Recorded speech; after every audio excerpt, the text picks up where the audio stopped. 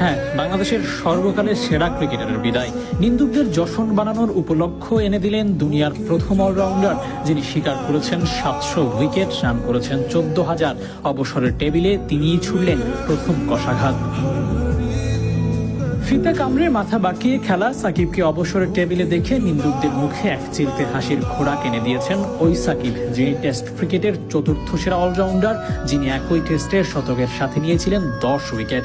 Ian Botham, Imran খানদের শিবিরে সবচেয়ে ছোট্ট ছেলেটির বিদায়। পারফরমেন্সে সাকিব সুলভ ঘ্রাণ নেই, সাকিবের ফুরিয়ে যাওয়া করুণ সুর ভাসছে, তবুও সাকিব বিদায় বলছেন না। কারণটা নাকি তার টাকার প্রতি অনেক লোভ। একটা টেস্ট ম্যাচ খেলে নাকি অনেক বেশি টাকা পান, যার কারণে সাকিব টেস্ট ক্রিকেটকে আঁকড়ে ধরে আছেন এখনো। কিন্তু কে বলবে এই সাকিব টাকার সাকিব না? দেশকে একটু বেশি দেওয়ার চেষ্টা থেকেই এত সমালোচনা শোনা, এত পরিশ্রম করে যাওয়া, থার্ড পার্টির হেল্প নিয়ে হলেও রান করা ক্রিকেটের জন্য নিবেদন রাখা।